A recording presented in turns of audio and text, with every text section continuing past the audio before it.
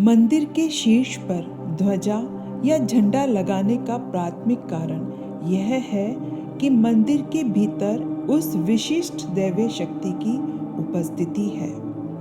मंदिर में लगा झंडा उस मंदिर की पवित्रता की उद्घोषणा करता है।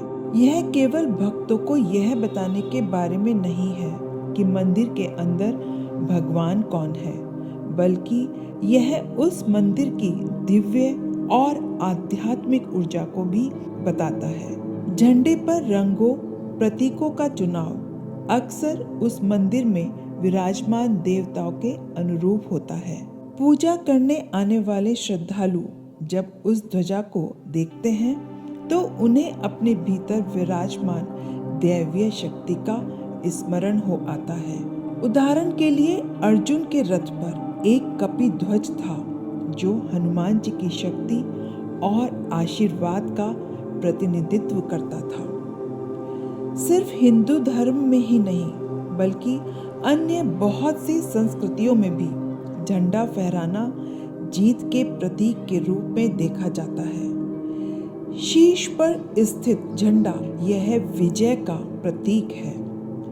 ऐसा माना जाता है कि शीर्ष पर ध्वज फहराना उस पवित्र स्थान का प्रतीक है जहां अज्ञानता, अहंकार, ईर्ष्या और इच्छाओं के खिलाफ आध्यात्मिक लड़ाई जीती जाती है।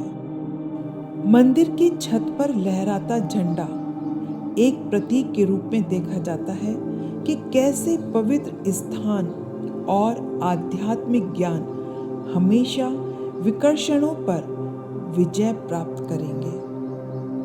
सनातन धर्म में संबंधित स्थानों और मंदिरों में नारंगी झंडे का प्रयोग किया जाता है जो त्याग का प्रतीक है।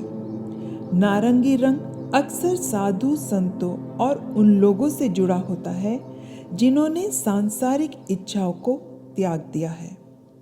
ध्वज अहंकार को त्यागने और स्वयं को परमात्मा के प्रति समर्पित करने का एक शक्तिशाली प्रतीक बन जाता है।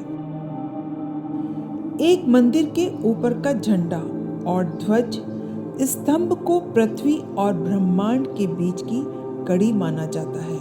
ऐसा समझा जाता है कि ध्वज स्तंभ विभिन्न लोकों, सांसारिक, आकाशीय और पाताल को जोड़ने वाली एक ब्रह्मांडीय धुरी है। जैसे कि एक अच्छे हवादार दिन पर झंडा फहराता है, इसे स्वर्ग से पृथ्वी और इस क्षेत्र में रहने वाले भक्तों के लिए दिव्य ऊर्जा और आशीर्वाद के निरंतर प्रवाह के रूप में देखा जाता है। हमारे पूर्वज अक्सर ये कहते हैं कि मंदिर के शीर्ष पर लगे ध्वज स्तंभ आगे उस दिशा में किसी दूसरे मंदिर के संकेतक के रूप में काम करते थे। प्राचीन काल में जब किसी प्रकार का कोई मानचित्र नहीं था, तब यही झंडे दिशा सूचक हुआ करते थे।